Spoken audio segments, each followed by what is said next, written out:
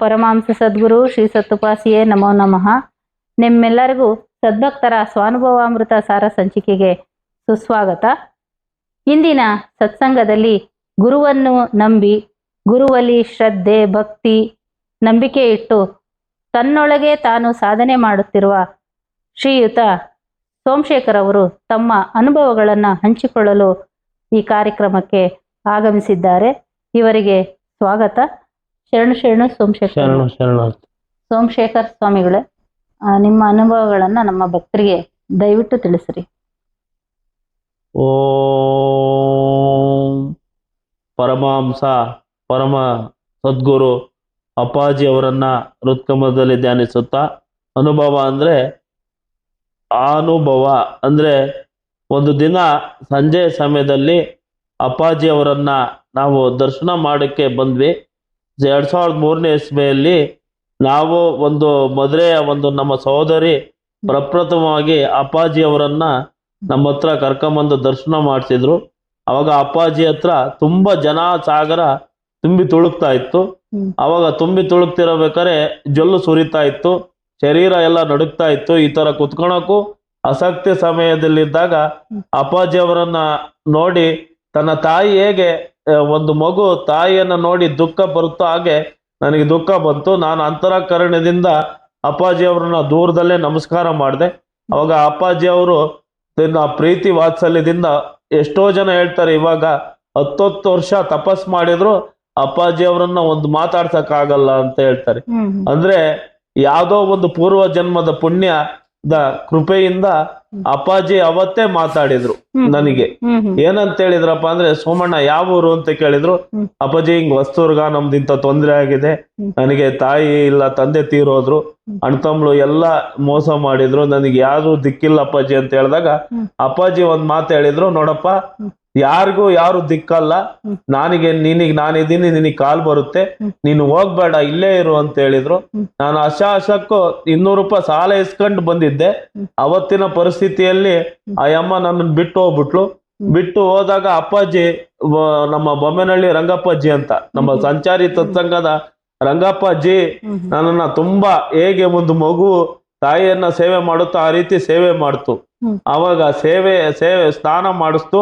ಅವಾಗ ಅಪ್ಪಾಜಿ ಅಲ್ಲಿ ಕುತ್ಕೊಂಡು ಜಪ ಮಾಡೋದು, ನಾನು ಉರಿಯ ಬಿಸಿಲಲ್ಲೇ ಶ್ರೀಪಾದರಾಜಂ ಶರಣಂ ಪ್ರಪದ್ಯೆ, ಶ್ರೀಪಾದರಾಜಂ ಶರಣಂ ಪ್ರಪದ್ಯೆ ಅಂತ ಮಂತ್ರವನ್ನ ಹೇಳಿ ಸೊರಡುತ್ತಿದ್ದೆ, ಪ್ರದಕ್ಷಿಣೆ ಆಗ್ತಿದ್ದೆ. ಅವಾಗ 8 ದಿವಸಕ್ಕೆ ಕಾಲ್ ಬಂತು. ಅಂದ್ರೆ ಇದು ಏನಪ್ಪಾ ಅಂದ್ರೆ, ನೀನ್ ಒಲಿದರೆ ಕೊರಡಾಗುವುದಯ್ಯ, ನೀನ್ ಒಲಿದರೆ ಲಿಂಗ ಮೆಚ್ಚಿ ಹೌದೌದೆನ್ನುವುದಯ್ಯ ಅಂತ. ಗುರು ಮಾತಿನಲ್ಲಿ ದೃಢವಾದ ನಂಬಿಕೆ ಇರಬೇಕು. ಆ ದೃಢವಾದ ನಂಬಿಕೆ ನಮಗೆ ಅಷ್ಟು ಸಾಧನೆ ಮಾಡುತ್ತೆ, ಇಷ್ಟು ಪವಾಡ ಮಾಡುತ್ತೆ. ಅವಾಗ ಅಪ್ಪಾಜಿ ಹೇಳ್ತು, ನೋಡಪ್ಪ ಇನ್ಯಾವುದಕ್ಕೂ ದುಃಖಿಸ್ಬೇಡ. ಒಂದು ಸತಿ ನೀನು ಗುರುವನ್ನ ಸ್ವೀಕರಿಸಿದ್ಮೇಲೆ ಅವಮಾನ, ನಿಂದನೆ ಎಲ್ಲ ಬರ್ತವೆ, ಈ ಮಠದಿಂದನೇ ಹೊರಗೆ ಹಾಕುವಂತ ಸ್ಥಿತಿ ಬರುತ್ತೆ. ಆ ಸಮಾಧಾನದಲ್ಲಿ ನೀನು ಸಾಧನೆ ಮಾಡ್ಬೇಕಪ್ಪ. ಸಾಧು ಅಂದ್ರೆ ಸತ್ತವನಾಗಿರ್ಬೇಕು ಅಂತ ಹೇಳ್ತು. ಅವಾಗ ಶ್ರೀಕಾಂತಪ್ಪ ಅಂತ ಒಬ್ರು ಗುರುಗಳಿದ್ದಾರೆ, ಅವ್ರನ್ನ ಭೇಟಿ ಮಾಡಪ್ಪ ಅಂತ ಅಪ್ಪ ಹೇಳ್ತು. ಅವಾಗ ಅಲ್ಲಿ ಬಾಬಣ್ಣ ಅಂತ, ನಾನು ಪ್ರತಿದಿನ ಶ್ರೀಕಾಂತಪ್ಪನ ಭೇಟಿ ಮಾಡ್ಬೇಕು ಅಂತ ಹೋಗ್ತಾ ಇದ್ದೆ. ಶ್ರೀಕಾಂತಪ್ಪನಿಗೂ ನನಗೂ ಭೇಟಿ 1 ತಿಂಗಳ ಆದ್ಮೇಲೆ ಆಯ್ತು. ಅಪ್ಪ ಹೇಳಿ 1 ತಿಂಗಳಿಗೆ ಆಯ್ತು. ಅವಾಗ ಶ್ರೀಕಾಂತಪ್ಪರು ನಮ್ಮನೆಗೆ ಬರಕ್ ಸ್ಟಾರ್ಟ್ ಮಾಡಿದ್ರು. ಅವಾಗ ಹಾಡು ಹೇಳಿಸ್ತಾ ಭಜನೆ ಮಾಡ್ತಾ ಅವಾಗ ಎಲ್ಲಾ ರೋಗಗಳು ಹೋದ್ವು. ಆ ರೋಗ ಹೋದಾಗ ನಾನು ಅವತ್ತೇ ಅಂದ್ಕೊಂಡೆ, ಅಪ್ಪ ಇಷ್ಟು ನನಗೆ ಸಹಾಯ ಮಾಡಿದಾರಲ್ಲ, ಅವತ್ತಿಂದ ನಾನು ದುಃಖಿತರಿಗೆ ಏನಾದ್ರೂ ಅಪ್ಪ ನಿನ್ನೆ ಕೃಪೆಯಿಂದ ಈ ಕಾಲು ಬರದೆ, ಆ ಕೃಪೆಯಿಂದ ನಾನು ಅನ್ನವಿರಬೇಕು ಉಣಲಿಕ್ಕೆ, ವಸ್ತ್ರವಿರಬೇಕು ಓದಲಿಕ್ಕೆ, ಅಂಬಲಿ ಇರಬೇಕು ಕುಡಿಲಿಕ್ಕೆ, ಕಷ್ಟದಲ್ಲಿರೋರಿಗೆ ಕೊಡಬೇಕೆಂಬ ಮನ್ಸು ಇರಬೇಕು ಅಂತ ಅದನ್ನೇ ಕೊಡ್ತಾ ಹೋದೆ. ಸಂಸಾರ ಆಯ್ತು. ಸಂಸಾರ ಅಂದ್ರೆ 2 ಮಕ್ಕಳಾಯ್ತು. ಮಕ್ಕಳಾಗಿ ಮೊನ್ನೆ ಒಂದು ಪವಾಡ ಏನಂದ್ರೆ, ನಮ್ಮ ತಾಯಿಗೆ ಶುಗರ್ ಪೇಷಂಟ್ ಆಗಿ ಟೈರಾಯ್ಡಿಂಗ್ ಆಗಿ 40,000 ರೂಪಾಯಿ 80,000 ರೂಪಾಯಿ ಮೃತ್ಯುಂಜಯ ಹೆಲ್ತ್ ಕೇರ್ ಅಲ್ಲಿ ದಾವಣಗೆರೆಯಲ್ಲಿ ಬಿಲ್ ಮಾಡಿದಾಗ ನಾನು ತುಂಬಾ ದುಃಖಿತನಾಗಿ, ಏನ್ ಮಾಡೋದಪ್ಪ, ನಮ್ಮ ಸಂಬಂಧಿಕರು ಬಂಧುಗಳು ನಮ್ಮ ಹತ್ರ ಇಸ್ಕೊಂಡವ್ರು ಯಾರು ಕೂಡ ಹತ್ರಕ್ಕೆ ಬರ್ಲಿಲ್ಲ. ನಾನು ತೇಜಣ್ಣಗೆ ಅದು ರೆಕಾರ್ಡಿಂಗ್ ಹಾಕಿದ್ದೆ. ಅವಾಗ ಅಪ್ಪನ ಬಂದು ನಾನು ದೂರ ನಿಂತ್ಕೊಂಡು ಅಪ್ಪ ಅಂತ ಕೇಳ್ಕೊಂಡೆ. ಅವಾಗ ಯಾಕೆ ಚಿಂತೆ ಮಾಡ್ತೀವ ಬಿಡ, ನಾನು ಹೇಳ್ತೀನಿ ಅಂತ ಒಂದ್ ಮಾತು ಹೇಳ್ತು. ಇದ್ರ ಅರ್ಥ ಏನಪ್ಪಾ ಅಂದ್ರೆ, ನಾವು ಗುರುವಿನ ಹತ್ರ ಹೋದಾಗ ಕೆಲವರು ತಪ್ಪು ತಿಳ್ಕೊಂತಾರೆ. ಅಪ್ಪ ನಮ್ಮನ್ನ ಮಾತಾಡ್ಸಲ್ಲ, ಅಪ್ಪ ನಮ್ಮನ್ ಪ್ರೀತಿಸಲ್ಲ, ಅಪ್ಪ ನಮ್ ಸಮಸ್ಯೆಯನ್ನ ಆಲ್ಸಲ್ಲ, ಅಪ್ಪ ದೊಡ್ಡ ದೊಡ್ಡ ಅಧಿಕಾರಿಗಳಿಗೆ, ದೊಡ್ಡ ದೊಡ್ಡ ರಾಜಕೀಯ ಮಾನಗಳಿಗೆ ಬೆಲೆ ಕೊಡುತ್ತೆ ಅಂತ. ಅಪ್ಪ ಯಾವ್ದಕ್ಕೂ ಬೆಲೆ ಕೊಡಲ್ಲ. ದೃಢವಾದ ಭಕ್ತಿಗೆ, ಭಾವಕ್ಕೆ, ನಿಷ್ಠ, ಒಂದು ಆತ್ಮದ ಒಂದು ಸಂತೋಷಕ್ಕೆ ಬೆಲೆ ಕೊಡ್ತಾರೆ ಹೊರತು ನನ್ನ ಅಪ್ಪನಂತ ದೈವ ಯಾರೂ ಇಲ್ಲ ಜಗತ್ತಿನಲ್ಲಿ. ದೇವಲೋಕದ ದೇವರೆಲ್ಲ ದೇಹದೋಳು ಮನೆ ಮಾಡಿಯಾರಲ್ಲ. 10 ದೇವರನ್ನ ಪೂಜಿಸುವುದಕ್ಕಿಂತ ನಿನ್ನ ಎತ್ತ ತಾಯಿಯನ್ನ ನಮಿಸು. ಅವಾಗ ಅಪ್ಪ ಹೇಳಿದ್ರು, ಆ 40,000 ಬಿಡಿಸಿದಾಗ ಅವಾಗ ಅಪ್ಪಗೆ ಹೇಳ್ದೆ, ಅಪ್ಪ ಸಂಚಾರಿ ಸತ್ಸಂಗದಲ್ಲಿ ನಾನು ಪಾಲ್ಗೊಳ್ತೀನಪ್ಪ, ನಾನೆಲ್ಲಾ ಸತ್ಸಂಗ ಮಾಡಿಸ್ತಿದ್ದೀನಿ ಅಂದಾಗ, ಏನು ಮಾಡಬೇಡ ಸೋಮಣ್ಣ, ನೀನ್ ಹೋಗಿ ಇವಾಗೇನು ಮಕ್ಕಳಿಗೆ ಪೆನ್ನು ಪುಸ್ತಕ ಒಂದು ಸಣ್ಣ ಸಹಾಯ ಎಲೆಮರೆ ಕಾಯಿಯಂತೆ ಕೊಟ್ಟಿದ್ದೇನೆಗೆ ಬಚ್ಚಿಟ್ಟಿದ್ದು ಪರರಿಗೆ. ಅಂದ್ರೆ ನಾವು ಕೊಟ್ಟಿದ್ದು ನಮಗೆ ಗೊತ್ತಾಗ್ಬಾರ್ದು. ಅಪ್ಪ ಇದುವರೆಗೂ ಕೂಡ ಈ ಪ್ರಪಂಚದಲ್ಲಿ ಸಿದ್ದೇಶ್ವರ ಸ್ವಾಮಿಗಳನ್ನು ಬಿಟ್ರೆ, ಮೊನ್ನೆ ಬಾಗಲಕೋಟೆಗೆ ಹೋಗಿದ್ದೆ, ಅಲ್ಲಿ ಪಂಡ್ರಾಪುರಕ್ಕೆ ಹೋದಾಗ ಭಜನೆ ಮಾಡ್ತಾ ಇದ್ವಿ. ಅವಾಗ ಅಪ್ಪಂದು ಒಂದು ಹಾಡ ಹೇಳ್ದೆ. ಅವಾಗ 100 ಜನ ಬಂದು ಒಂದ್ 4,000 ಭಿಕ್ಷೆ ಆಯ್ತು. ಭಿಕ್ಷೆ ಆದಾಗ ಇದನ್ನೇನ್ ಮಾಡ್ಬೇಕಪ್ಪ ಅಂತ ಕೇಳ್ದೆ. ಒಬ್ಬ ಬಿಟ್ಟು ಬಂದ. ಅವಾಗ ಇದನ್ನ ಯಾರಿಗಾದ್ರೂ ಒಬ್ರು ದಿಕ್ಕಿಲ್ದರಿಗೆ ಕೊಟ್ಬಿಡಪ್ಪ ಅಂತ ಅಪ್ಪ ಹೇಳ್ತು ಕನಸಲ್ ಬಂದು. ಅವಾಗ ಒಬ್ಬ ಅಣ್ಣ ಹೋದ್ವಿ ಊಟಕ್ಕೂ ಗತಿ ಇಲ್ಲ ಅಂದಾಗ, ತಗೊಳಪ್ಪ ಇದು ನಿಂದು, ನಂದಲ್ಲ ಕೊಟ್ಟಿದ್ದು ಅಂತ. ಅವಾಗ ನೋಡ್ರಿ, ಅವಾಗ ಅಪ್ಪ ಇದನ್ನ ಯಾವ ರೀತಿ ಮಾಡಿಸ್ತಾರಪ್ಪ ಅಂದ್ರೆ ಅಪ್ಪನನ್ನ ವರ್ಣಿಸ್ಲಕ್ಕಾಗಲ್ಲ. ಆಮೇಲೆ 7 ದಿನ ಉಪವಾಸ ಇದ್ದು ಒಂದ್ಸತಿ ಶ್ರೀಪಾದ್ ವಲ್ಲಭರ ಚರಿತ್ರೆ ಪಾರಾಯಣ ಮಾಡ್ಬೇಕು ಅಂತ ಹೇಳಿ ಪಾರಾಯಣ ಮಾಡ್ದೆ. ಅದಕ್ಕೂ ಶಕ್ತಿಯನ್ನು ತುಂಬಿದ್ದೆ ಅಪ್ಪ. ಅಪ್ಪ ಇಷ್ಟ ಭಾವ ಪ್ರಾಣ ರೇಚಕ ಕುಂಭಕ, ಕುಂಭಕ ರೇಚಕದಲ್ಲಿ ಮನಸ್ಸನ್ನ ನಿಲ್ಲಿಸ್ಬೇಕು ಅಂತ ಹೇಳಿದ್ದಾರೆ. ಅಂದ್ರೆ ಹೆಂಗಪ್ಪ ಅಂದ್ರೆ ಮನಸ್ಸೇ ನಿಲ್ಲಕ್ಕೆಲ್ಲ ಕನಸೆಂಗಾದೀತು, ದಿನಿಸಿನ ಪರಿಯಂಗ್ ತಿಳಿದೀತು. ನಮ್ಮ ದೇಹದಲ್ಲಿ ಗಾಳಿಗಿನ ವೇಗವಾಗಿ ಓಡ್ತಕ್ಕಂಥ ವಸ್ತು ಯಾವ್ದಪ್ಪ ಅಂದ್ರೆ ನಮ್ಮ ಮನಸ್ಸು. ಆ ಮನಸ್ಸನ್ನ ಅಪ್ಪ ನಿಲ್ಸಿದ್ದಾರೆ. ಅಪ್ಪ ನಿಲ್ಸಿದ್ದಕ್ಕಾಗಿ ಎಷ್ಟೋ ಜನ ನಾಗಸಾಧುಗಳು, ಅಗೋರಿಗಳೆಲ್ಲ ಕೆಲವ್ರು ಬಂದಿದ್ರು. ನಾವ್ ಹಿಂಗಾಡಿ ಅಪ್ಪ ಅನ್ನೋ ಅಷ್ಟೊತ್ತಿಗೆ ಅಪ್ಪನೇ ಬಂದು ದರ್ಶನ ಕೊಟ್ಬಿಡ್ತಾರೆ. ಅವಾಗ ನಾಗಸಾಧುಗಳಿಗಿನ ನಾವು ದೊಡ್ಡರೆ ಅಂದಾಗ ಅದ್ರ ಅರ್ಥ ಅಹಂಕಾರ ಭಾವದಿಂದ ಯಾರಿಲ್ಲಿ ನಾನು ನನ್ನದು ಅಂದ್ಕೊಂಡು ಬಂದಿರ್ತಾರೋ ಅವ್ರಿಗೆ ಯಾರಿಗೂ ಕೂಡ ಅಪ್ಪ ಅಷ್ಟು ಸುಲಭವಾಗಿ ಗೋಚರ ಆಗಲ್ಲ. ಅಲ್ಲೇ ಇದ್ದು ಕೂಡ ಇಲ್ಲ ಅಂತ ಹೋಗ್ತಾರೆ. ಆದ್ರೆ ಯಾರು ಗುರುವಿಗೆ, ದತ್ತಾತ್ರೇಯರಿಗೆ ಎಲ್ಲರೂ ಇಟ್ಟಿದ್ರಂತೆ ಕಾರ್ತಿಕಕ್ಕಾಗಿ ಒಂದೇ ಒಂದು ಬಿಟ್ಟಿದ್ರಂತೆ. ಏನಪ್ಪ ಬಿಟ್ಟಿದ್ರ? ಮಾನಸ ಪುಷ್ಪ. ಆ ಮಾನಸ ಪುಷ್ಪವನ್ನ ಅಪ್ಪ ಕೇಳ್ತಾರೆ ಹೊರ್ತು ಇನ್ಯಾವುದನ್ನು ಕೇಳಲ್ಲ. ನಾವು ಒಂದ್ಸತಿ ಶ್ರೀಧರ ಸ್ವಾಮಿಗಳ ಗದ್ಗಿಗೆ ಶಿವಮೊಗ್ಗದ ಹೇಮಂತು ನಾವು ಹೋಗಿದ್ವಿ. ಅವಾಗ ಹೋದಾಗ ಅಲ್ಲಿ 350 ಮೆಟ್ಲಿದ್ವು. ಏನಣ್ಣ ಶ್ರೀಧರ ಸ್ವಾಮಿಗಳ ಗದ್ಗೆ ಹತ್ತೇಳೋಣ ಅಂತ ಕೇಳ್ದೆ ಹೇಮಂತು. ಎಲ್ಲ ಅಪ್ಪ ಹತ್ತಿಸ್ತಾರ ಬಾರಪ್ಪ ಅಂತ ಹೇಳಿ ಅಪ್ಪ ಅಂತ ಹಿಂಗ್ ಹತ್ತಿದ್ವಿ. ಸೀದಾ ಹಿಂಗ್ ಹತ್ತಿದ್ವಿ, ಒಂದ್ ಬಡ ಬಡ ಬಡ ಬಡ ಹತ್ತಿದ್ವಿ. ಅವಾಗ ಭಜನೆ ಮಾಡ್ತಿದ್ವಿ. ಒಂದ್ 300 ಜನ ಹೆಣ್ಮಕ್ಳು. ನೋಡ್ರಿ ಅಪ್ಪನ ಹೆಸರಿಗೆ ಎಷ್ಟು ಪವರ್ ಇದೆ ಅಂದ್ರೆ, ಅವರೆಲ್ಲ ಟಿಪ್ಟೂರ್ ಸೈಡರು, ಯಾರು ಮಲ್ಕಣಕ್ ಅವ್ರಿಗೆ ಜಾಗ ಇಲ್ಲ. ಅವರೆಲ್ಲ ಆರಾಶ್ರಿತರಾಗಿದ್ರು. ಅವಾಗ ನಾನು ಹೋಗಿ ನಾವೇನು ಅನ್ಲಿಲ್ಲ, ನಾವು ದೊಡ್ಡೇರಿ ಅಪ್ಪನ ಆಶ್ರಮದವ್ರು ಭಕ್ತರು ಅಂತ ಹೇಳಿದ್ವಿ ಅಷ್ಟೇ. ಭಕ್ತರು ಅಂತ ಹೇಳಿದ ತಕ್ಷಣ ನೀವು ಅಪ್ಪನ ಭಕ್ತರ ಬರ್ರಿ ಅಂತ ಹೇಳಿ ಅವ್ರಿಗೆ ರೂಮ್ ಎಲ್ಲ ಕೊಟ್ಟು, ಊಟ ಕೊಟ್ಟು, ಅವರಿಗೆ ವಸತಿ ಕೊಟ್ರು. ಇದ್ರ ಅರ್ಥ ಅಪ್ಪ ಒಂದು ಮ್ಯಾಗ್ನಿಟ್, ವಿಶ್ವ ಏಕರೂಪಿ, ವಿಶ್ವವ್ಯಾಪಿ, ಸ್ವರೂಪಿ ವ್ಯಾಪಿ ಆಗಿರ್ತಕ್ಕಂಥ ಭಗವಂತನನ್ನ ಜ್ಞಾನದ ಕಣ್ಣಿಂದ ನಾವು ನೋಡಿದಾಗ ನಮಗೆಲ್ಲ ಗೋಚರ ಆಗುತ್ತೆ. ನಾವು ಶರೀರ ಭಾವದಿಂದ ಒಬ್ಬ ಅವಧೂತ ಅಂದ್ರೆ ದೇಹದ ಎಲ್ಲ ಅವಗುಣಗಳನ್ನ ಕೊಡವಿರ್ತಕ್ಕಂಥವನು ಉಂಡು ಉಪಾಸಿ ಆಗು, ಬಳಸಿ ಬ್ರಹ್ಮಚಾರಿಯಾಗಿ ತುರ್ಯಾವಸ್ಥೆಯಲ್ಲಿ ಅಪ್ಪ ಇರ್ತಕ್ಕಂಥದ್ದು. ಅಪ್ಪ ಮೊನ್ನೆ ಹೋದಾಗ ಅಪ್ಪನೇ ಬಂದು ಒಂದ್ ಮಾತು ಹೇಳಿದ್ರಪ್ಪ, ಸತ್ಸಂಗ ಮಾಡ್ಬೇಡ ಅಂತ ಬೇಜಾರಾಗ್ಬೇಡ, ನಿಂದನ್ನೇ ನೀನ್ ಮಾಡ್ಕೊಂಡು ಹೋಗಪ್ಪ ಅಂತ ಹೇಳಿದಾಗ, ಇಲ್ಲಪ್ಪ ಒಂದ್ಸತಿ ಮಾಡ್ಬೇಕು ಅಜ್ಜಂಬ ಅಂತರ್ಗಟ್ಟೆ ಅಂತ ಹೇಳಿದಾಗ ನಾವು ಸುಮ್ನೆ ಸಪ್ಪಗ್ ಮಲ್ಕೊಂಡಿದ್ವಿ. ಅವಾಗ ಬೈತು. ಅಂದ್ರೆ ಅವಾಗ ಕೆಲವ್ರು ಜನ ಕೇಳ್ತಾರೆ, ಏನಪ್ಪ ಅಪ್ಪ ನಿಜವಾಗ್ಲು ಬೈದಿದ್ದು. ಬೈಯೋದಂದ್ರೆ ಆ ಅವಧೂತರು ಬೈದಾಗ ಡಬಲ್ ಆಶೀರ್ವಾದ. ಇದು ಸೋಮಣ್ಣಗ್ ಬೈದ್ ಬಿಟ್ರಲ್ಲ ಅಂತ ಕೆಲವ್ರು ತಿಳ್ಕೊಂತಾರೆ. ಅವಾಗ ಉಣಬಾರದ ಊಟವನ್ನು ಉಣಿಸಿದಾನೆ ಗುರು ಅಂತ. ಅವಾಗ ಜೇನುತುಪ್ಪ ತಂದು ಕೊಡಗ್ನವ್ರು ಒಬ್ರು ಜೇನುತುಪ್ಪ ಕೊಟ್ಟಿದ್ರು. ನಾನು ರಂಗಪ್ಪಜ್ಜಿ, ನಮ್ಮ ಇಂಡಸ್ಕಟ್ಟೆ ರಾಜಣ್ಣ ಎಲ್ಲಾರು ಹಿಂಗ್ ಮಲ್ಗಿದ್ವಿ. ಅವಾಗ ಅಪ್ಪ ಎದ್ದಾಡ್ರಪ್ಪ ಜೇನುತುಪ್ಪ ಕುಡೀರಿ ಅಂತ ಹೇಳಿ ಹತ್ರಕ್ಕೆ ಬಂದು, ನಿನ್ಗೇನು ಚಿಂತೆ ಮಾಡ್ಬೇಡ, ನನಗೆ ಒಂದು ಆಸೆ ಇದೆ, ಅಪ್ಪನ್ ತರ ಇನ್ನೂ ಸ್ವಲ್ಪ ಸಾಧನೆ ಸತ್ತವನಾಗಿ ನಾನು ಏನು ಕೂಡ ಸಾಧನೆ ಮಾಡಕ್ ಆಗ್ತಾ ಇಲ್ಲ. ಕೆಲವ್ರು ನೊಂದರಿಗೆ 150 ಘನಾನುಭವ ಸಾರ ಸತ್ಸಂಗದಿಂದ ಬಂದಿರ್ತಕ್ಕಂಥ ಅಪ್ಪಂದೇ ದುಡ್ಡು.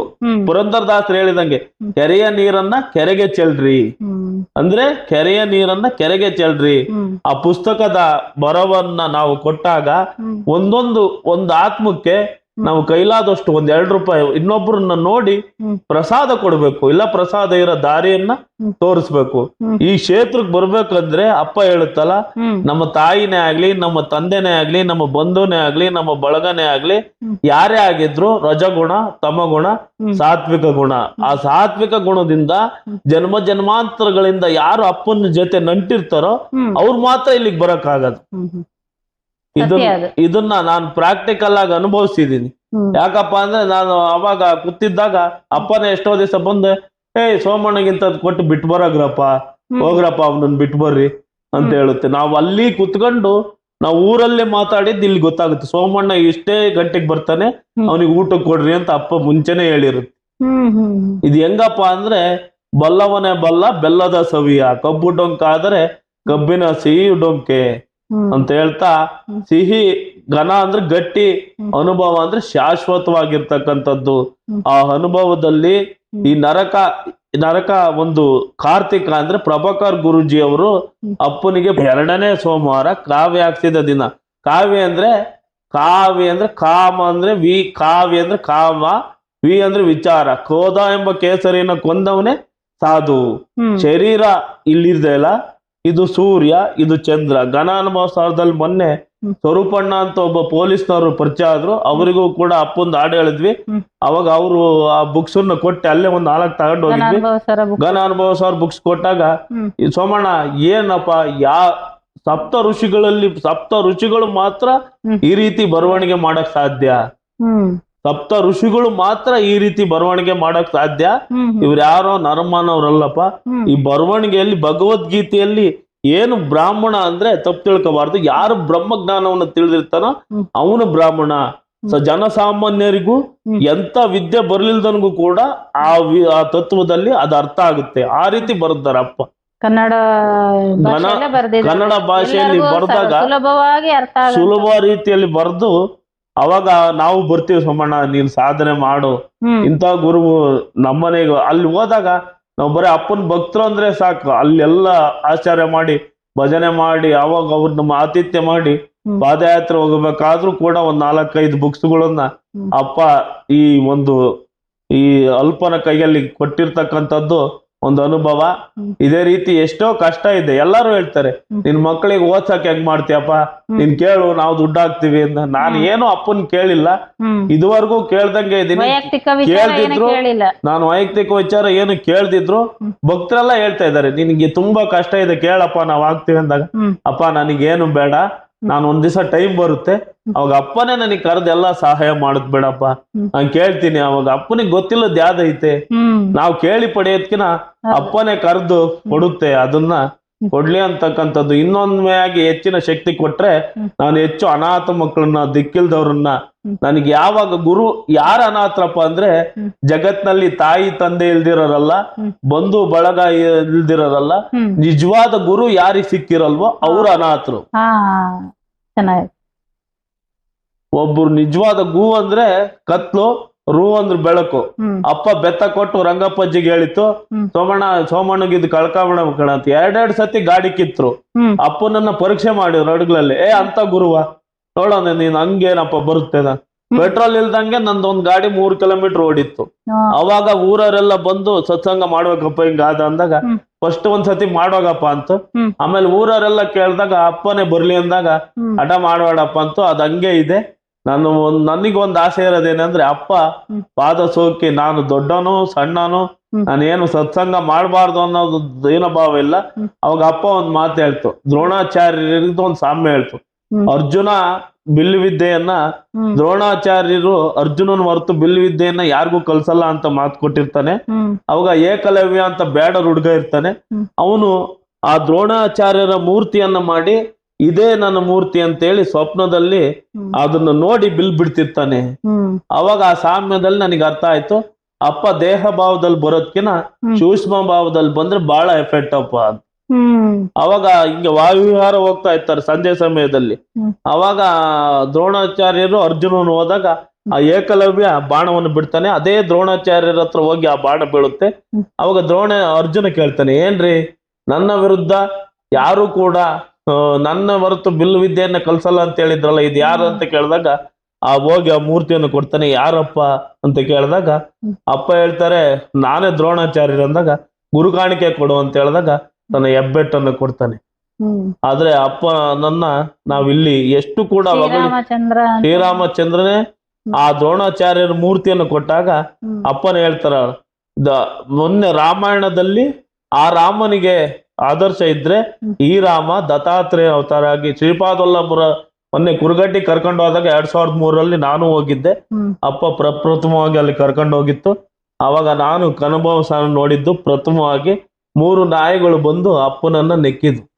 3 ನಾಯಿಗಳು ಕಮಲ ಪಶದಲ್ಲಿ ಬಂದು ಉಪ್ಪಿಟ್ಟು ಕೊಟ್ಟು ಅಲ್ಲೆಲ್ಲರಿಗೂ ಕೂಡ ಯಾರಪ್ಪ ಇವರು ಅಂತ ಕೇಳಿದಾಗ ಅಪ್ಪ ಹೇಳ್ತು, ಅಷ್ಟವಕ್ರರ ಒಂದು ಸಂತಗನಪ್ಪ. ಅಷ್ಟವಕ್ರರ ಅಂದ್ರೆ 7 ಅಂಗಗಳು ಕೂಡ ಇವನ ಆಗಿ ಅವ್ರು ಭೂಮಿಯಲ್ಲೇ ತಪಸ್ಸು ಮಾಡ್ತಿರ್ತಾರೆ. ಅಂದ್ರೆ ಯಾವ್ದ್ರನ್ನು ಕೂಡ ಶರೀರ ಭಾವದಿಂದ ಅಳಿಬಾರ್ದಪ್ಪ. ಅಪ್ಪನಿಗೆ ಯಾವಾಗ ಪ್ರೀತಿ ಆಗುತ್ತಪ್ಪ ಅಂದ್ರೆ ಒಬ್ರಿಗೆ ಸಹಾಯ ಹೊಗಳಿಕೆ. ಇವತ್ತು ಈ ಅಪ್ಪ ಮಾಡಿರೋದಕ್ಕೆ ಇವತ್ತು ನಾನು 2 ಅನುಭವಗಳನ್ನ ಹೇಳ್ತಾ ಇದ್ದೀನಿ ಹೊರ್ತು ನಾನು ಎಷ್ಟೋ ಜನ ಸಮಾನ ಇಂಟ್ರು ಬರೆಯೋಣ, ಬುಕ್ಸ್ ಬರೆಯೋಣ, ಏನಾನ ಬರೆಯೋಣ, ಅದ್ಯಾವುದು ಬೇಡಪ್ಪ. ಅಪ್ಪನೇ ಅಂತ ಸಾಕ್ಷಾತ್ ಭಗವಂತನೇ ಹೊಗಳಿಕೆ ತೆಗಳಿಕೆ ಮಾಡಿಲ್ಲ. ನಮ್ಮಂತ ನರ್ಮನವ್ರದೇನ ಏನಂತಾಗ ಅಪ್ಪ ಒಂದ್ ಮಾತು ಹೇಳ್ತಾ, ಅವಾಗ ಹೊಂದ್ಕೋಬೇಡಪ್ಪ, ನಿನಗೆ ಮನೆ ಮಠ ಎಲ್ಲಾ ನಾನ್ ಕೊಡ್ತೀನಿ ಅಂತ ಹೇಳಿದಾಗ ಒಂದ್ ಆಸೆ ಇದೆ ನನ್ಗೇನಪ್ಪ ಅಂದ್ರೆ ಚಿಕ್ಕದಾಗಿ ಮಾಡ್ತಕ್ಕಂಥ ಸಹಾಯ. ಮೊನ್ನೆ ಒಂದು ಧರ್ಮಸ್ಥಳ ಭಜನಾ ಸಂಘದಲ್ಲಿ ಅಪ್ಪದಯದಿಂದ ಒಂದು 5,000 ಬಂದಿತ್ತು. ಆ ಭಜನೆ ಏನೇ ಮಾಡಿದ್ರು ಕೂಡ ಅಪ್ಪ ಎಲ್ಲಾ ಪ್ರೈಸ್ ಅನ್ನ ಕೊಡಿಸ್ತಾ ಇದ್ದಾರೆ. ಅದ್ರಲ್ಲಿ ಇಡ್ತಾ ಇದ್ದೀನಿ.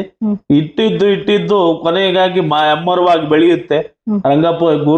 ರಂಗಪ್ಪಜಿನ ಆದ್ರೆ ಶರೀಫರನ್ನ ನಾವು ನೋಡಕ್ಕಾಗಿಲ್ಲ, ಸಿದ್ಧಾರೂಢರನ್ನ ನೋಡಕ್ಕಾಗ್ಲಿಲ್ಲ. ಆ ಸಿದ್ಧಾರೂಢ್ರೆ ನಮ್ಮಪ್ಪ, ಶರೀಫ್ರೆ ನಮ್ಮಪ್ಪ.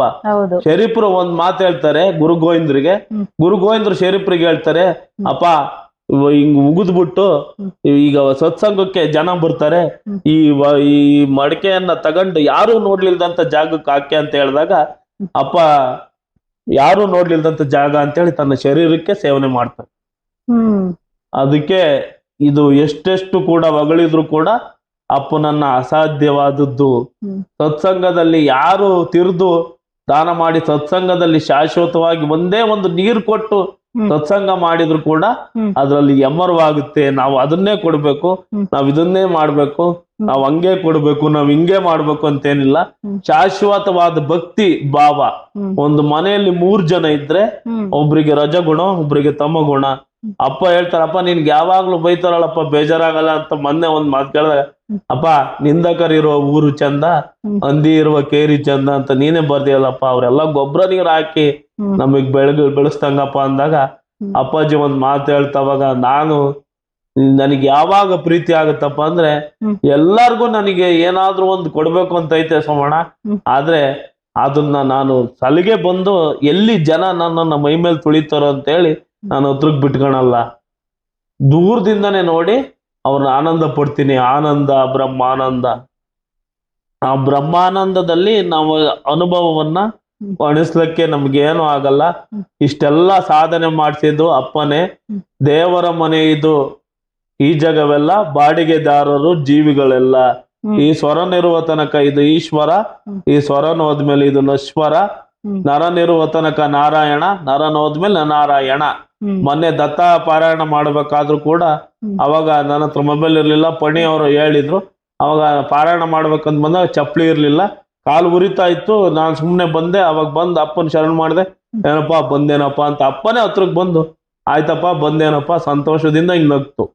ಆಮೇಲೆ ಒಂದ್ಸತಿ ನಮ್ಮ ತಾಯಿಗೆ ಕ್ಯಾನ್ಸರ್ ಆಗಿ ಇನ್ನೇನ್ ಸಾಯಬೇಕು ಅಂತ ಇದ್ದಾಗ, ನನಗೆ ಯಾರು ಇಲ್ದಾಗ ನಾನು ಇಲ್ಲಿ ಸಾಧು ಸಮ್ಮೇಳನ ನಡೀತಾ ಇತ್ತು. ಅವಾಗ ನನಗೆ ಗೊತ್ತಾಗಿ ಸುಮ್ನೆ ಹತ್ಕಂತ ಹಿಂಗ್ ಕೂತಿದ್ದೆ. ಅಪ್ಪ ಬಂದು ಹಿಂಗ್ ನಕ್ಕಂತ ಹೋತ್, ಬಿಡ ಹುಷಾರಾಗುತ್ತೆ ಅಂತ. ಅಲ್ಲಿ ಹೋಗಿ ಅಲ್ಲಿ ಹುಷಾರಾಯ್ತು. ಅಂದ್ರೆ ನಾವು ನಿಮ್ಮೂರಿಗೆ ಬರಬೇಕಾದರೆ ನಿಮ್ಮ ಮನಸ್ಸು ಒಂದಾಗಿರ್ಬೇಕು ಅನ್ನೋದೇ ಅಪ್ಪನ ಭಾವನೆ. ಒಬ್ಬ ಅಡಿಯಪ್ಪ ಅಂತಿದ್ರು. ಅವರು ಈ ಸದ್ಗುರುನೊಂದಿಗೆ ವಿರೂಪಾಕ್ಷಪ್ಪ ಅಂತ ಲಾಯರು, ಸದ್ಗುರು ಹಿಮಾಲಯ ದರ್ಶನ ಅಂತ ಬರ್ದಾಗ ಅವರು 2 ಕಾಲು ಇರ್ಲಿಲ್ಲ. ಅಪ್ಪನನ್ನು ಕೇಳಿದ್ರಂತೆ, ಯಾಕಪ್ಪ ನೀವು ಬರಲ್ಲ, ನೀವು ಬರ್ಲೇಬೇಕು ಊರಿಗೆ ಅಂದಾಗ ಅಪ್ಪ ಅರಳಿಗೆ ಮತ್ತೋಡತ್ರ ಅರಳು 8 ದಿನ ಇತ್ತು. 8 ದಿನ ಇದ್ದು ಅಲ್ಲಿ ಒಂದು ಭಜನಾ ಮಂದಿರ ಸತ್ತುಪಾಸಿ ಭಜನಾ ಮಂದಿರ ಅಂತ. ಇವತ್ತು ಕೂಡ ಅಪ್ಪನ ಸತ್ಸಂಗ ನಡೆಯುತ್ತೆ.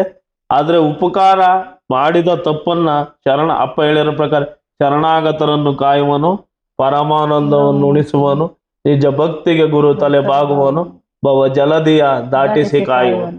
ತಪ್ಪು ಮಾಡಿದ್ದೀವಿ, ಆದ್ರೆ ತಿಳಿದು ಇಂಥ ಸದ್ಗುರು ಅಂದ್ರೆ ಸುಮ್ಮನಿರುವ ಗುರು. ಅಪ್ಪ ಮಾತಾಡದೆ ಒಂದು ಮಾತಾಡಿದ್ರೆ ಹೆಚ್ಚು.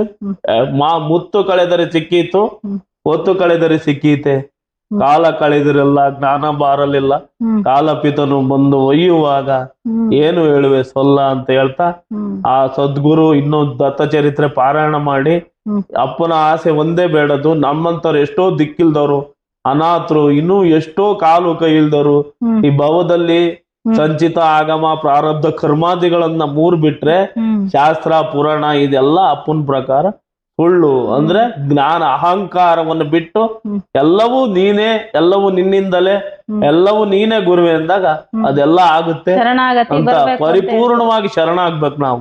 ಪರಿಪೂರ್ಣವಾಗಿ ಶರಣಾದಾಗ ಅಪ್ಪನೇ ನಮ್ಮ ಹತ್ರ ಬಂದು ಎಲ್ಲವನ್ನು ಕೊಡಿಸ್ತಾರೆ. ಸೋಮಣ್ಣನವ್ರೆ, ಈಗ ನೀವು ಹೇಳಿದ್ರಿ ಬೊಮ್ಮೆನಹಳ್ಳಿ ಸತ್ಸಂಗಕ್ಕೆಲ್ಲ ಹೋಗ್ತಾ ಇದ್ದೀನಿ ಅಂತ ಹೇಳ್ಬಿಟ್ಟು ಹೇಳಿದ್ರಲ್ಲ, ಆ ಒಂದು ಸತ್ಸಂಗದಲ್ಲಿ ಈಗ ಅವ್ರ ಮನೆ ಪರಿಸ್ಥಿತಿ ಆಗಿರುತ್ತೋ ಏನೋ, ಈಗ ಸತ್ಸಂಗ ಅಂತಂದ್ರೆ ಸಾವಿರಾರು ರೂಪಾಯಿ ಗಟ್ಲೆ ದುಡ್ಡು ಖರ್ಚಾಗ್ತಾ ಇರುತ್ತೆ. ಅಂತ ಒಂದು ಸಂದರ್ಭದಲ್ಲಿ ಈಗ ಅವರೆಲ್ಲ ಎಷ್ಟು ಮನಸ್ಥಿತಿ ಅಪ್ಪ ಕೊಟ್ಟು ಯಾಗ್ ಮಾಡಿಸ್ತಾ ಇದ್ದಾರೆ, ಆ ಒಂದು ಪರಿಸ್ಥಿತಿಯನ್ನು ಯಾವ ರೀತಿ ನಿರ್ವಹಿಸ್ತಾ ಶಕ್ತಿ ಕೊಟ್ಟಿದ್ದಾರೆ, ಇಂಥ ಒಂದು ಪ್ರಸಂಗಗಳು ಏನಾರ ನಡೆದಿದ್ರೆ ನಮ್ ಜೊತೆ ಹಂಚ್ಕೊಳ್ತೀರಾ? ಅಪ್ಪ ಸಂಚಾರಿ ಸತ್ಸಂಗ ಅಂದ್ರೆ 18 ಊರವರು ಸೇರಿ ಒಂದು ಸಂಚಾರಿ ಸತ್ಸಂಗ ಅಂತ ಮಾಡಿದ್ದಾರೆ. ಅದು ಅಪ್ಪನ ಕೃಪೆಯಿಂದ. ಅಪ್ಪನ ಕೃಪೆಯಿಂದ ಸತ್ಸಂಗ ಮಾಡ್ಬೇಕಾದ್ರೆ ನೀವ್ ಹೇಳ್ದಂಗೆ ಆರ್ಥಿಕ ಸ್ಥಿತಿಯಲ್ಲಿ ತುಂಬಾ ದುರ್ಬಲರಿದ್ದಾಗ ಅಪ್ಪ ಏನ್ ಹೇಳ್ತಾರಪ್ಪ ಅಂದ್ರೆ, ನೋಡ್ರಪ್ಪ ಸತ್ಸಂಗದಲ್ಲಿ ಅದನ್ನೇ ಮಾಡ್ರಿ ಇದನ್ನೇ ಮಾಡ್ರಿ ಅಂತ ಏನಿಲ್ಲ, ಆದ್ರೆ ಸತ್ಸಂಗ ಬಿಡ್ಬೇಡ್ರಿ. ಸತ್ ಅಂದ್ರೆ ಶಾಶ್ವತವಾಗಿರ್ತಕ್ಕಂಥದ್ದು. ಎಲ್ಲರೂ ಕೂಡ ಆ ಸಂಘದಲ್ಲಿ ಯಾರಾದ್ರೂ ಈಗ ಉದಾಹರಣೆಯಾಗಿ ಸೋಮಣ್ಣ ಮನೆಯಲ್ಲಿ ಸತ್ಸಂಗ ಮಾಡ್ಬೇಕು ಅಂತ ಹೇಳಿ ಬಂದಾಗ ನಾವು ಬಂದು ಅಪ್ಪನ ಹತ್ರ ಫಲ ಕೇಳ್ಕೊಂಡಾಗ ಅವಾಗ ಅಪ್ಪ ಇಲ್ದಿದ್ದಾಗ ಭಿಕ್ಷೆ ಈ ದೇವರು ನಮಗೆ ಅಪ್ಪನಿಗೆ ಯಾವಾಗ ಪ್ರೀತಿ ಆಗುತ್ತಪ್ಪ ಅಂದ್ರೆ ನಾವು ಭಿಕ್ಷೆ ಮಾಡಿ ಸತ್ಸಂಗ ಮಾಡಿದಾಗ ತುಂಬಾ ಪ್ರೀತಿ ಆಗುತ್ತೆ. ಅಂದ್ರೆ ಭಿಕ್ಷೆ ಅಂದ್ರೆ ಇದ್ದರ ಹತ್ರ ಇಸ್ಕೊಂಡು ಇಲ್ದನಿಗೆ ಕೊಡೋದು ಅವ್ರದ್ದು ಗುರುವು. ಈಗ ಅಪ್ಪ ಏನ್ ಮಾಡುತ್ತಪ್ಪ ಅಂದ್ರೆ, ಈಗ ಒಬ್ಬ ಇದ್ದನ ಹತ್ರ ಸತ್ಸಂಗ ಮಾಡಿದಾಗ ಎಲ್ಲಾರು ದುರ್ಬಲರಾಗಿ ಅವ್ರಿಗೆ ಕೈಲಾದಷ್ಟು ಹಾಕಿ ಅವರಲ್ಲಿ ಸುಮ್ನೆ ಭಯ ಇರುತ್ತೆ. ಸತ್ಸಂಗ ಅಂದ್ರೆ 10,000 ಖರ್ಚಾಗುತ್ತೆ, 20,000 ಖರ್ಚಾಗುತ್ತೆ, 30,000 ಖರ್ಚಾಗುತ್ತೆ, ಇದನ್ನ ನಾವು ಮಾಡಕ್ ಆಗಲ್ಲ ಅನ್ನೋ ಅವ್ರಲ್ಲಿ ಭಕ್ತಿ ಇದ್ರು ಕೂಡ ಯಾತರ ಮಾಡ್ಬೇಕು ಏನು ಅಂತ ಇಲ್ದಾಗ ಅಪ್ಪ ಅವಾಗ ಒಂದು ಮಾತು ಹೇಳ್ತು, ನೋಡಪ್ಪ ಗಂಟೆ ಇಲ್ಲ ಅಂತೂ, ಊದ್ಗಡ್ಡಿ ಇಲ್ಲ ಇದ್ದಾನೆ ಅಂತೂ, ಆತ್ಮ ನಿನ್ನೊಳಗೈದಾನೆ ನೋಡಪ್ಪ. ಅಂದ್ರೆ ಗಂಟೆ ಇಲ್ಲ ಅಂತೂ, ಊದ್ಗಡ್ಡಿ ಎಲ್ಲ ಇದ್ದಾನೆ ನೋಡು ಅಂತೂ, ಆತ್ಮ ನಿನ್ನೊಳಗೈದಾನೆ ನೋಡು. ಆತ್ಮದ ಪೂಜೆಯೇ ಅಪ್ಪನಿಗೆ ಶ್ರೇಷ್ಠ. ಅವಾಗ ಪೂರ್ತಿ ಸತ್ಸಂಗ ಮಾಡಿದಾಗ ಒಂದು ದಿವಸ ಎಲ್ಲಾರು ಸತ್ಸಂಗ ಮಾಡ್ತಾ ಇದ್ರು. ಅವನಿಗೆ ತುಂಬಾ ನೋವಾಗಿತ್ತು. ಎಲ್ಲಾರು ಆಡ್ಕೊಂಡು ದಿಕ್ಕಿಲ್ಲ ಅಂತಾನು ನೀನ್ ಸತ್ಸಂಗಕ್ಕೆ ಬರಬೇಡ ಹಂಗೆ ಹಿಂಗೆ ಅಂತೇಳಿ ತುಂಬಾ ಆಶ್ಚರ್ಯ ಮಾಡ್ತಾ ಇದ್ರು. ನಮ್ ರಂಗಪ್ಪಾಜಿಗೂ ಬೈತಿದ್ರು, ನೀನೇನ್ ಸೋಮಣ್ಣನ್ ಸೇವೆ ಮಾಡ್ತೀವಲ್ಲಪ್ಪ, ವಕೀಲ್ರು ಇಲ್ಲಿ ಫಸ್ಟಿಗೆ ಸ್ನಾನ ಮಾಡಿಸ್ಬೇಕಾದ್ರೆ ವಕೀಲ್ರೇ ಬೈತಾ ಇದ್ರು, ಬರೇ ಇಂತಾನೆ ಕಾಲಿಲ್ದಾರ್ನ ದಿಕ್ಕಿಲ್ದಾರ್ನ ಹುಟ್ರನ್ನ ನಿಂತರ್ನ ಸೇವೆ ಮಾಡ್ತೀವಲ್ಲಪ್ಪ ಅಂತ ಹೇಳಿದಾಗ ಅವಾಗ ನಿನಗ್ ಗೊತ್ತಿಲ್ಲ ಅಂತ ರಂಗಪ್ಪಾಜಿ ಅಂತ ಹೇಳಾರ. ಅವ ರಂಗಪ್ಪಾಜಿ ಹೇಳಿದಾಗ ಸತ್ಸಂಗಕ್ಕೆ ಹೋದಾಗ ಅಲ್ಲಿ ಕುತ್ಕೊಂಡಾಗ ಅವಾಗ ನಾನು 1-2 ದಿವಸ ಬೇಜಾರಾಗಿ ಸತ್ಸಂಗ ಬಿಟ್ಟಿದ್ದೆ. ಅವಾಗ ಅಪ್ಪನ ಹತ್ರ 3 ಗುರುವಾರ ಬಂದು ಹೋದೆ. ಅವಾಗ ಏನಪ್ಪ ಸೋಮಣ್ಣ ಯಾಕಪ್ಪ ಸತ್ಸಂಗಕ್ಕೆ ಹೋಗ್ತಾ ಇಲ್ಲ ಅಂತ ಅಪ್ಪ ಕೇಳ್ತು. ಇಲ್ಲಪ್ಪ ತಪ್ಪಾಯ್ತು ಹೋಗ್ತೀನಿ ಇನ್ಮೇಲೆ. ಅಡಪ್ಪ ನೀನು ಯಾರೇನಾರ ಅಂದ್ಲಿ ಮೂಗು ನೋಡು ಹೋಗ್ಬೇಡ, ಮೂಗ್ತಿ ನೋಡ್ಬಾರ್ದು. ಮೂಗು ನೋಡು ಅಂದ್ರೆ ಮೂಗ್ತಿ ಅಂದ್ರೆ ಈ ಶರೀರ, ಈ ಬಟ್ಟೆ. ಮೂಗ್ತಿ ಅಂದ್ರೆ ಇಲ್ಲಿ ಪ್ರಪಂಚ. ನೀನ್ ಈ ಪ್ರಪಂಚವನ್ನ ನೋಡ್ ಹೋಗ್ಬೇಡ, ಮೂಗು ನೋಡ್ ಹೋಗು ಅಂದ್ರೆ ಮೂಗು ಅಂದ್ರೆ ನಾನು.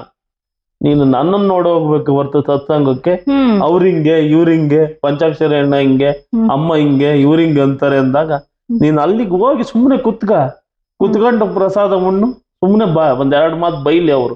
ಅದಕ್ಕೆ ಒಂದ್ ಸಾಮ್ಯ ಹೇಳ್ತು. ಮೈಸೂರು ರಾಜೇಂದ್ರ ಒಡೆಯರು ಬೆಳಿಗ್ಗೆ ಎದ್ದ ತಕ್ಷಣ, ಅವಾಗ ಅಪ್ಪ ಬಹಳ ಫ್ರೀ ಇರೋದು, ಕುತ್ಕೊಂಡು ಅನುಭವಗಳನ್ನ ಹಂಚ್ಕೊಳ್ಳೋದು. ಹ್ಮ್ ಅವಾಗ ಮೈಸೂರು ರಾಜೇಂದ್ರ ಒಡೆಯರು ಒಬ್ಬ ಆಳನ್ನ ಬೈಯಕ್ಕೆ 5,000 ಕೊಟ್ಟು ಡೈಲಿ ಅವನೇನಿಲ್ಲ ಬೆಳಗ್ಗೆ ಎದ್ದು ಅವನಿಗೆ ಬೈಯೋದಂತೆ. ಹ್ಮ್ ಅವ್ನ ಅಂತಾನು ಅವ್ನ ನಿಂತಾನು ಅಂತ ಬೈಯೋದಂತೆ. ಆ ಬೈಯಕ್ಕೆ 10,000 ಸಂಬಳ ಕೊಟ್ಟು ಇಟ್ಕೊಂಡಿದ್ರಪ್ಪ. ಹ್ಮ್ ನನ್ನನ್ನು ಕೂಡ ಅಪ್ಪನ ಮಾದಾಶರಿ ಬುಕ್ಸ್ ಓದಿದಾಗ ಅವ್ರ ಅಪ್ಪಾಜಿ ಹೇಗೆ ಹಿರಣ್ಯ ಕಶಿಪು ಪ್ರಹ್ಲಾದನಿಗೆ ಹೇಗೆ ಹಿಂಸೆ ಕೊಡ್ತಾನೋ ಹಂಗೆ ಆ ರೀತಿ ಸಿದ್ದಪ್ಪರು ಸೇಮ್ ಅಪ್ಪಾಜಿಗೆ ಹಿಂಸೆ ಕೊಟ್ಟಿದ್ದಾಗ ನಮಗಾದ್ರೂ ಇವತ್ತು ಒಂದ್ ತುತ್ತು ಊಟಕ್ಕಾದ್ರೂ ಇವತ್ತು ಭಗವಂತ ಅಪ್ಪನ ದಯದಿಂದ ಹೌದು. ಅನುಗ್ರಹ ಮಾಡಿದ್ದಾರೆ. ಅಪ್ಪ 7 ದಿನಗಳು ಉಪವಾಸ ಇದ್ದಾಗ ನಾನು ಒಂದ್ ದಿವಸ ಭಿಕ್ಷೆ ಮಾಡಿದಾಗ ಒಂದೊಂದ್ ದಿವಸ ಉಪವಾಸ ಮಲಗ್ಸದ ಅಪ್ಪ ಆಡ್ಕೊಳ್ಳೋದು. ಇದ್ ಯಾಕಪ್ಪ ಅಂತ ಹೇಳಿದಾಗ ನಮ್ಮ ಪೂರ್ವ ಜನ್ಮದ ಪಾಪಗಳು ಕಳಿಬೇಕಪ್ಪ. ಅದ್ರ ದೇಹ ನಮ್ಮ ಇದು ಹಿಡ್ದಕ್ ಬರ್ಬೇಕಾದ್ರೆ ನಾವು ಬದುಕಕ್ಕೋಸ್ಕರ ತಿನ್ಬೇಕ ಹೊರ್ತು ತಿನ್ನಕ್ಕೋಸ್ಕರ ಬದುಕಿರ್ಬಾರ್ದು ಅಂತ ಬಂದ್ ಸೂಕ್ಷ್ಮದಲ್ಲಿ ಹೇಳೋದು. ಮಿತಿಯಾದ ಆಹಾರ ಮಿತಿಯಾದ ಊಟ ಯಾರು ಮಾಡ್ತಾನ ಅವನಿಗೆ ಯಾವ್ದೇ ಕಾಯಿಲೆ ಬರಲ್ಲ. ಮತ್ತೆ ಭಜನೆ ಮಾಡೋದ್ರಿಂದ 4 ಅನುಭವ ಇದಾವೆ. ಬಾ ಅಂದ್ರ ಭವ, ಯಾರು ಮನುಷ್ಯ ನಗ್ತಾನೋ, ಯಾರು ಒಬ್ರನ್ನೊಬ್ರನ್ನ ಪ್ರೀತಿಸ್ತಾನೋ, ಒಬ್ರನ್ನೊಬ್ರು ಭಜನೆ ಸತ್ಸಂಗದಲ್ಲಿ ಬೆರಿತಾನೋ ಅವನಿಗೆ ಯಾವ್ದೇ ಕಾಯಿಲೆ ಬರಲ್ಲಪ್ಪ. ಶುಗರು ಬರಲ್ಲ, BP ಬರಲ್ಲ, ಹಾರ್ಟ್ ಅಟ್ಯಾಕು ಬರಲ್ಲ, ಯಾವ್ದು ಬರಲ್ಲ. ಯಾಕಪ್ಪ ಅಂದ್ರೆ ನನಗೆ ಡಾಕ್ಟ್ರು ಮೊನ್ನೆ ಹೋಗಿ ಚೆಕ್ ಮಾಡಿದಾಗ 24 ಗಂಟೆ ಆಡ್ಬಾರ್ದಪ್ಪ, ನೀನ್ ಸ್ವಲ್ಪ ರೆಸ್ಟ್ ತಗ ಅಂತ ಹೇಳಿ. ಅವಾಗ ನಾನು ಹೇಳ್ದೆ, ಸ್ವಾಮಿ ನನಗೆ ಆಡಿದ್ರೆ ನನಗೆ ನಿದ್ದೆನೆ ಬರಲ್ಲ, ನಾನು ಡೈಲಿ 2 ಆಡ್ ಮಲ್ಕೋಬೇಕು, ಆಡ್ಲಿ ನಿದ್ದೆ ಬರಲ್ಲ. ಅವಾಗ ಈ ಸತಿ ಒಂದ್ಸತಿ ತಿರುಪತಿಗೆ ಆಪರೇಷನ್ ಕಳ್ಸಿತ್ತಪ್ಪ. ಕಣ್ಣು ಆಪರೇಷನ್ ಆದಾಗ ಅಪ್ಪನ ಹತ್ರ ಬಂದೆ, ಅಪ್ಪ ತಿರುಪತಿಗೆ ಹೋಗ್ಬೇಕಪ್ಪ ಆಪರೇಷನ್ಗೆ ಅಂತ. ಅವ್ರೇನ್ ಮಾಡ್ತಾರಪ್ಪ ಹೋಗಂತ. ಅಪ್ಪ ನೀನ್ ಹೇಳಿದ್ರೆ ಹೋಗ್ತೀನಿ ಅಂದೆ.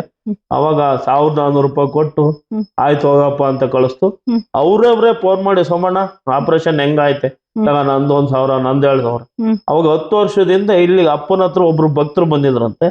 ಆ ಹುಡುಗಿ ಅಪ್ಪನ ಫೋಟೋ ಇಟ್ಕೊಂಡು ಹಾಡು ಹೇಳ್ತಿದ್ನಲ್ಲ, ತೆಲುಗಲ್ಲಿ ಮಾತಾಡಿದ್ರು. ಇವ್ರು ಅಂದ್ರು. ಅವಾಗ ನಾನು ಹೇಳ್ದೆ, ಈ ಅಪ್ಪ ಗುರುವು ಅಂತ ಅಪ್ಪನ ಬಗ್ಗೆ ಸವಿಸ್ತರವಾಗಿ ಹೇಳಿದಾಗ ಆ ಹುಡುಗಿ ಬಂದ್ ಸೈನ್ ಹಾಕಿ, ನಮ್ಮಮ್ಮ ಅಳ್ತಿತ್ತು, ನನ್ ಮಗ ಬರಲ್ಲ, ಇನ್ನೇನು ಬರಡ್ ಹಾಸ್ಪಿಟ್ಲಲ್ಲಿ ಇದ್ದಾನೆ, ಹೊರದೇಶದಲ್ಲಿ ಇದ್ದಾನೆ, ತಿರುಪತಿಯಲ್ಲಿ ಬರಲ್ಲ ಅಂತ.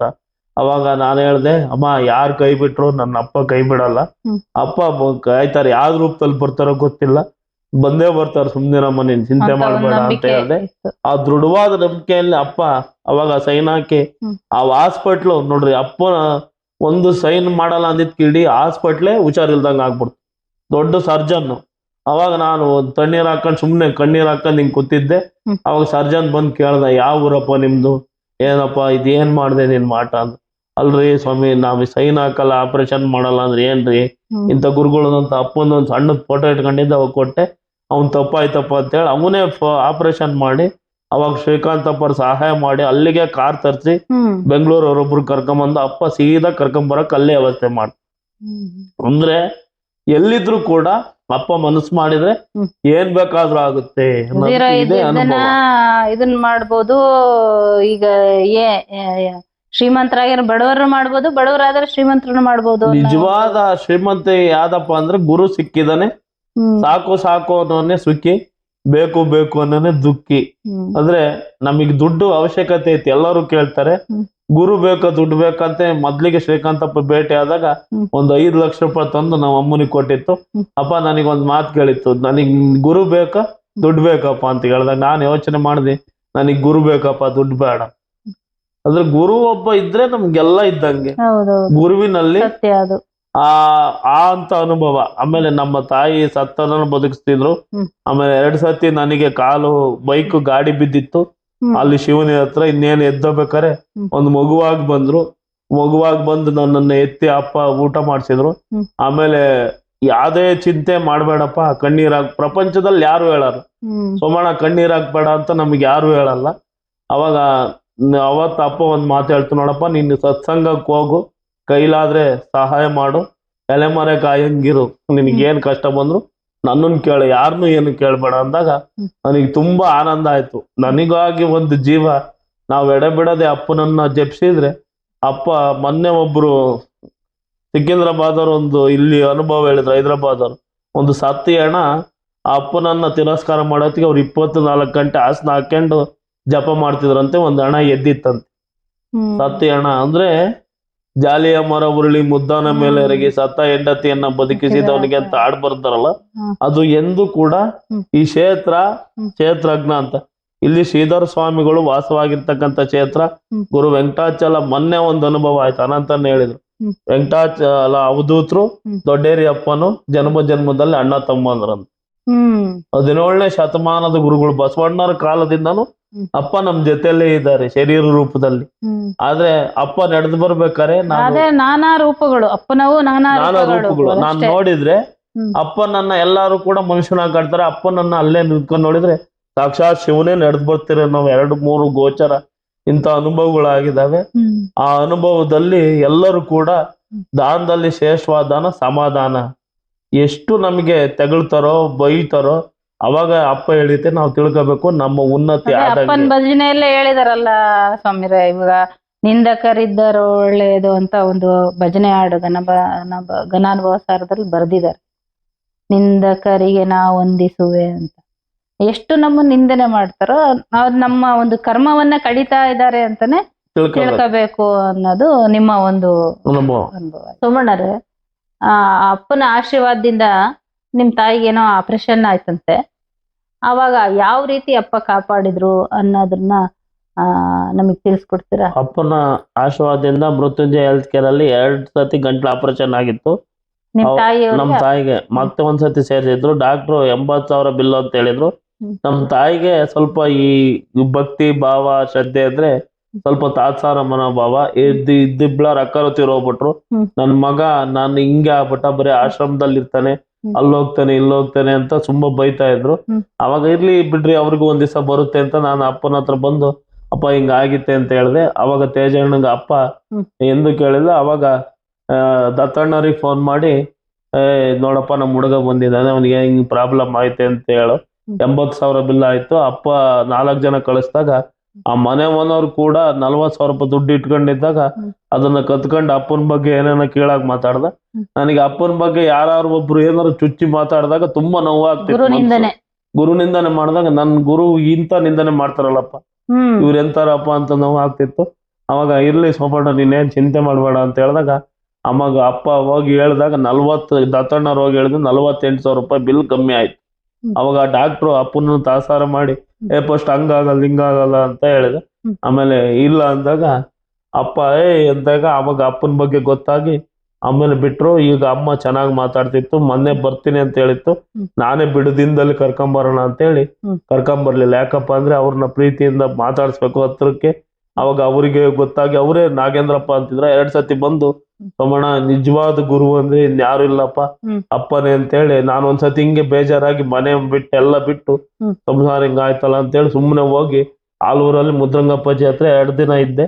ಅವಾಗ ಅಲ್ಲಿ ಸತ್ಸಂಗ ಮಾಡ್ಕೊಂಡಿದ್ದಾಗ ಅಪ್ಪನ ಹತ್ರ ಬಂದು ನಮ್ಮಮ್ಮ ಕೇಳ್ತು, ಅಪ್ಪ ಹಿಂಗ್ ಮಾಡ್ತಾನೆ ಹಿಂಗ್ ಹೋಗ್ತಾನೆ ಅಂದಾಗ ಅಪ್ಪ ಅವನೆಲ್ಲೂ ಹೋಗಲ್ಲ, ನನ್ ಭಕ್ತರ ಹತ್ರ ಇರ್ತಾನೆ, ಇಲ್ಲ ನನ್ನ ಹತ್ರ ಇರ್ತಾನೆ, ನೀನ್ ಸುಮ್ನಿರು, ಅವ್ನಿಗೇನು ಬೈಬೇಡ, ನಾನು ಇದೀನಿ ಎಲ್ಲ ಒಳ್ಳೇದಾಗುತ್ತೆ, ಅವನ ಹೆಂಡತಿ ಬಗ್ಗೆ ಚಿಂತೆ ಮಾಡ್ಬೇಡ, ಅದು ಹೋಗ್ಬಿಟ್ಟೈತೆ, ನೀನ್ ಯಾತ್ರ ನಿನ್ ಮಕ್ಕಳಿಗೆ ನಾನೇ ಸಹಾಯ ಮಾಡ್ತೀನಿ ಅಂದಾಗ ಅಪ್ಪ ಬಂದು 1,000 ರೂಪಾಯಿ ಕೊಟ್ಟು, ಅಪ್ಪ ನೀನ್ ಬಾ ಇಲ್ಲಿಗೆ ಹೋಗು, ಆದ್ರೆ ಜಾಸ್ತಿ ಒಡನಾಟ ಇಟ್ಕೋಬೇಡಪ್ಪ, ಇನ್ಮೇಲೆ ಯಾವ್ದನ್ನು ನಂಬೇಡ ಅಂದ್ರೆ ಈ ಮಾಯ ಪ್ರಪಂಚವನ್ನ ನಂಬೇಡ, ಎಲ್ಲ ಇಸ್ಕೊಂಡು ಮೋಸ ಮಾಡಾರೆ ಹೊರ್ತು.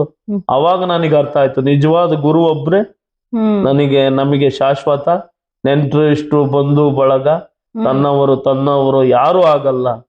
ಆ ಗುರುವನ್ನ ಶಾಶ್ವತವಾಗಿ ನಂಬಿದ್ರೆ ಅವನು ನಮಗೆ ಎಲೆಮರೆ ಕಾಯಂತೆ ಬಂದು ನಮಗೆ ಉಪಕಾರ ಮಾಡ್ತಾನೆ ಅನ್ನೋದು ಗೊತ್ತಾಯ್ತು.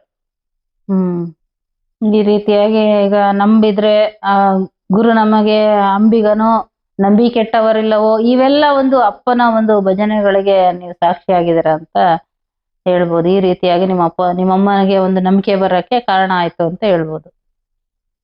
ಸೋಮಣ್ಣನವ್ರೆ, ನೀವೀಗ ಭಜನೆ ಹೇಳುವಾಗ ಆಯ್ತು, ಇವಾಗ ನಡೆದಾಡ್ಬೇಕಾರ ಓಡಾಡ್ಬೇಕಾರ ಆಯ್ತು, ತುಂಬಾ ಕಷ್ಟ ಪಡ್ತೀರಿ ನಾನು ನೋಡ್ದಂಗೆ.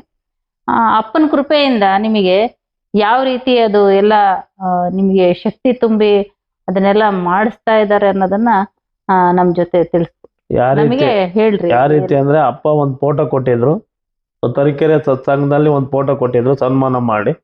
ಅವಾಗ ಆ ಫೋಟೋವನ್ನ ಎದುರಿಗೆ ಹಾಕೊಂಡಿದ್ದೀನಿ ನಮ್ಮ ಮನೇಲಿ ಇರಬೇಕಾದ್ರೆ. ಹ್ಮ್. ನಮ್ ಬೆಳಿಗ್ಗೆ ಎದ್ದು ಏನೇ ಪ್ರಸಾದ ಮಾಡಿ ಅಪ್ಪ ಅಂತೇಳಿ ಸ್ಮರಣೆ ಮಾಡಿ ಹ್ಮ್. ಭಸ್ಮ ಒಂದ್ ಕೊಟ್ಟಿದ್ದಾರೆ. ಆ ಭಸ್ಮ ಒಂದ್ ಹಚ್ಚಿದಾಗ ಹ್ಮ್. ಭವರೋಗ ವೈದ್ಯನಾಗಿರ್ತಕ್ಕಂಥ ಶ್ರೀಪಾದ್ ವಲ್ಲಭರು ಮುಟ್ಟಿದಾಗ ಹ್ಮ್. ಅದೆಲ್ಲದೂ ಕೂಡ ಹ್ಮ್. ಆ ಗುಣ ಆಗುತ್ತೆ. ಹ್ಮ್ ಹ್ಮ್ ಹ್ಮ್ ಮೇನ್ ಆತ್ಮಸ್ಥೈರ್ಯ ಮತ್ತು ಅಪ್ಪನ ಮೇಲೆ ದೃಢವಾದ ನಂಬಿಕೆಯಿಂದ ಹ್ಮ್ ಹ್ಮ್ ಹ್ಮ್ ನಂಬಿಕೆಯಿಂದ ಇಟ್ಟಾಗ ಆ ಭಸ್ಮ ಬಂಗಾರ ಆಗಿ ನಮಗೆ ಗುಣ ಆಗುತ್ತೆ. ಈ ರೀತಿಯಾಗಿ ಅಪ್ಪನ ಒಂದು ಭಸ್ಮದಿಂದ ಭಸ್ಮನ ಒಂದು ಮಹಿಮೆ ಇಷ್ಟೊಂದಿದೆ ಅಂತ ನಾವು ಹೇಳ್ಬೋದಲ್ಲ ಅಣ್ಣ.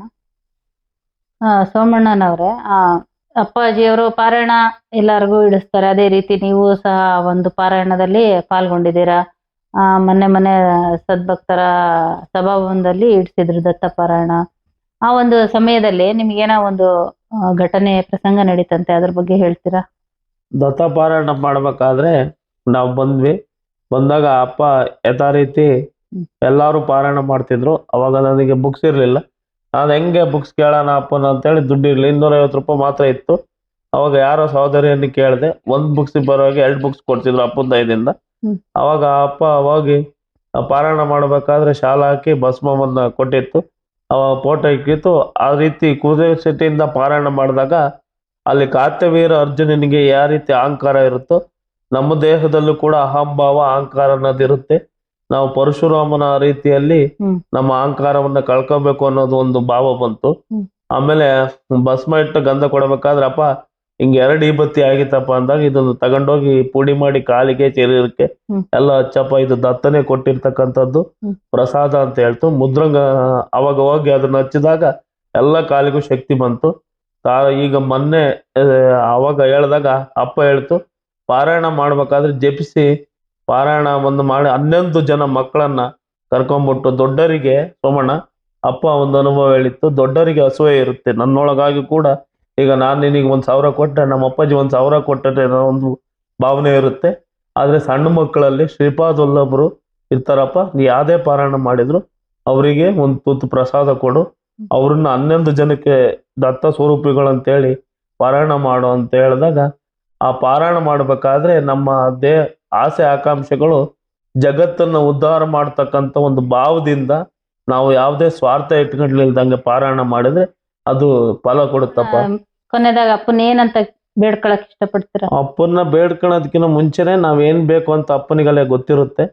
ಸದ್ಗುರುವಿನ ಹತ್ರ ನಾವೇನೇನ್ ಬೇಡೋದೇನ್ ಬೇಡ, ನಾವು ತಿಳಿಯದೆ ಮಾಡಿರೋ ಎಲ್ಲ ತಪ್ಪು ಅಪರಾಧವನ್ನ ಕ್ಷಮಿಸಿ, ಇನ್ನೂ ಅಹಂಕಾರ ಏನೋ ಅಜ್ಞಾನ ಇದ್ರೆ ಅದನ್ನೆಲ್ಲ ತೋಗಲಾಡಿಸಿ, ಎಷ್ಟೋ ಜನ ನೊಂದಿರ್ತಕ್ಕಂಥವ್ರು ಅನಾಥರು ದಿಕ್ಕಿಲ್ದವರು ಇದಾರಪ್ಪ, ಅವ್ರಿಗೂ ಕೂಡ ನಿನ್ನ ಕೃಪೆಯನ್ನು ಕೊಡು, ಈ ಸದ್ಗುರು ಇಡೀ ಜಗತ್ತಿಗೆ ಒಳ್ಳೇದಾಗ್ಲಿ ಅಂತ ಹೇಗೆ ಶ್ರೀಪಾದ್ ವಲ್ಲಭರು ಕೇಳ್ಕೊಳ್ತಾರೋ ಅದೊಂದು ಮಾತನ್ನು ಕೇಳಿ ನಾನು 2 ಮಾತು ಅದನ್ನೊಂದು ಕೇಳ್ತೀನಿ ಅಷ್ಟೇ. ಅಪ್ಪ ನೀನೇನು ಕೇಳಬಲ್ಲ, ಹೆಚ್ಚಿನದಾಗಿ ಇನ್ನೂ ಶಕ್ತಿ ಹುಮ್ಮಸ್ಸನ್ನು ಕೊಟ್ಟು ಭಜನೆ ಮಾಡ್ತಕ್ಕಂಥ ಶಕ್ತಿ, ಸತ್ಸಂಗದಲ್ಲಿ ಬೆರೆತಕ್ಕಂಥ ಶಕ್ತಿಯನ್ನು ಕೊಡಪ್ಪ ಅಂತ ಮಾತ್ರ ಕೇಳ್ತೀನಿ. ತುಂಬಾ ಧನ್ಯವಾದಗಳಣ್ಣ.